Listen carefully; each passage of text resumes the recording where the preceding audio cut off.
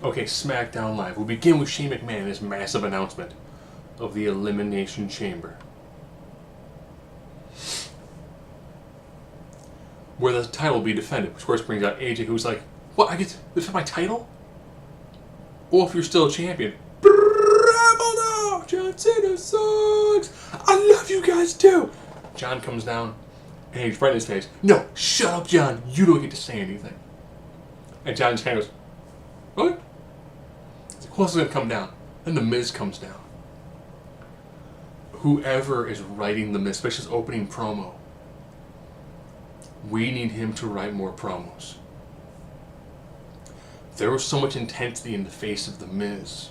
It reminded me of Arnold Schwarzenegger from Total Recall when he's outside, he's on the surface of Mars, and his head is just exploding with veins. Miz absolutely killed that segment.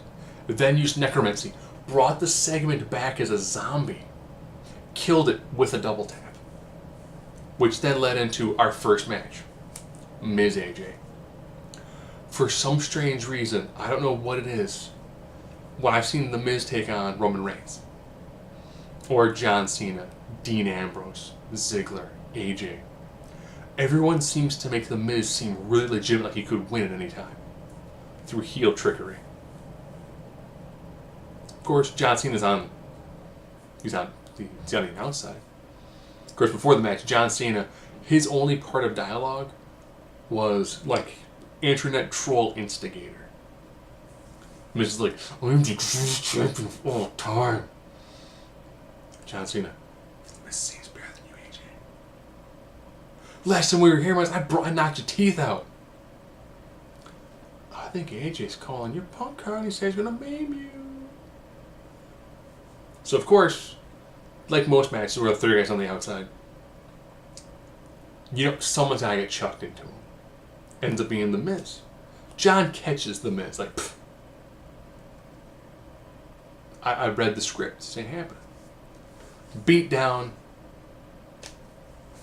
John chases AJ away. Miz attacks from behind. AA. AJ, phenomenal forearm. Misses John. John, AA. John stands tall. Good opening segment. Worked well. I dig it. Dean Ambrose wants a shot at a Wyatt member. Orton Ambrose. Solid match. I think these two, if they give it a little more breathing room, this could be a fantastic feud. I'm crazy. I'm a lunatic MAGA. Or, he's lunatic Morrow. Versus, I'm a cold, calculated individual. I'm crazy. I'm gonna kill you. No, you ain't gonna kill me. But of course, continue the Wyatt family drama with, Ambrose hitting Harper, making Harper get in the ring, distracts Randy. Randy gets taken down by a roll-up. The two of them get into a little bit of a brawl. Next week, by the decree of Master Bray, they will have a fight, but all three of them are in the Rumble. But as they're doing like the breakdown part, Randy, he's like biting his hand, and I'm thinking, oh, Randy's gonna look at the camera like, I'm gonna RKO Bray, right? You this is coming. And he's looking at the camera like, oh yeah.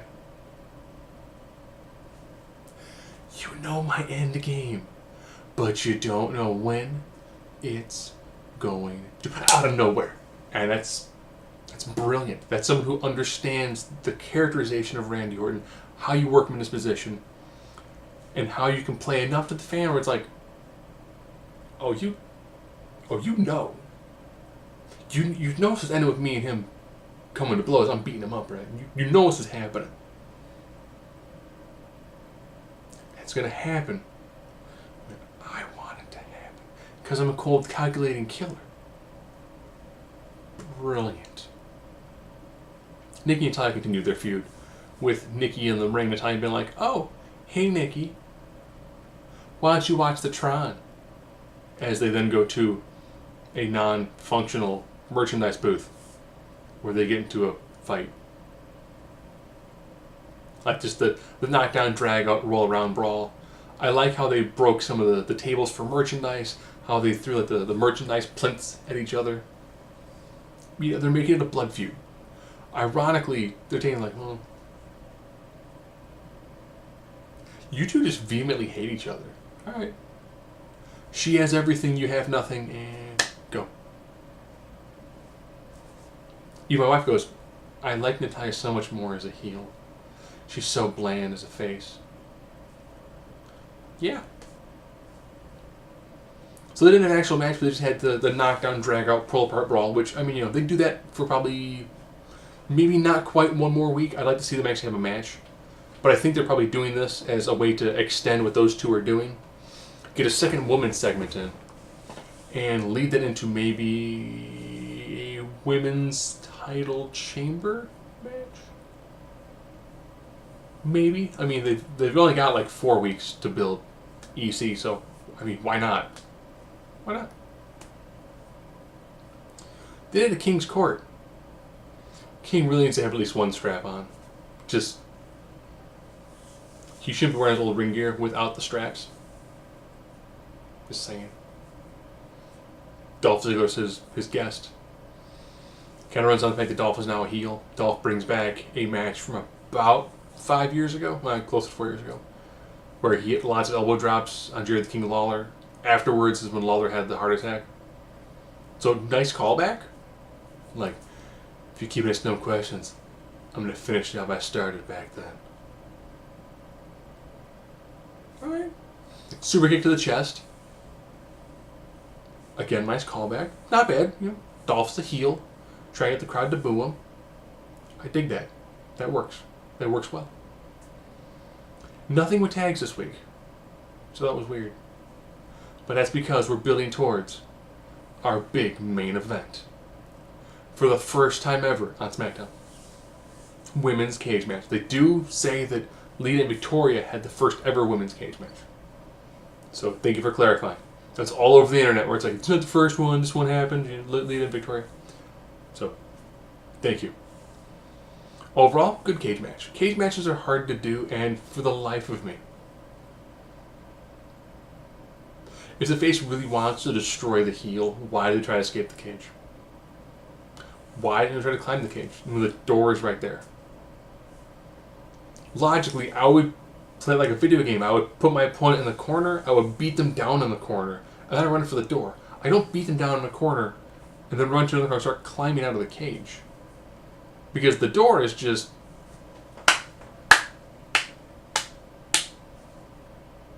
Like I'm beaten down? Yeah. Door! Suicide dive through it, and you've won the match.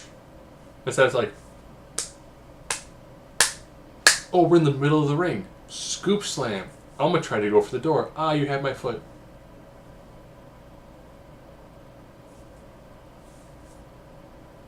Logically, you'd think you'd, carry your opponent over, throw them in between the ropes and the cage, and then go for the door.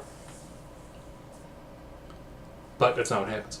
Nice exploder off the ropes. Avalanche exploder. I love that. I thought there's some really good work in this. Ironically, Bliss was a lot more offensive in this match. I thought this was going to be like, this really should have been Becky Lynch just going nuts on Alexa Bliss. And then the finish. As Becky's going for the door, the luchador is there. And the refs don't stop her. And then Lucha gets in the ring. I can understand a ref not stopping them from climbing the cage because they can't. But the ref has to open the door. If someone is at the door trying to get into the cage through the door while the match is still going on, I know it's no DQ, but the refs shouldn't open the door for an outside participant to get inside the ring. So of course, Becky Lynch gets the disarmer on while not facing the door, allowing La Luchadora to come in, kick her in the head. Becky starts fighting back, pulls Matt Luchadora, and it is Mickie James.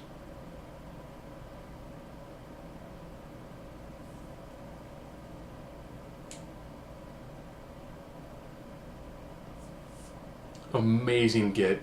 This is going to be fantastic. So if you're keeping score at home,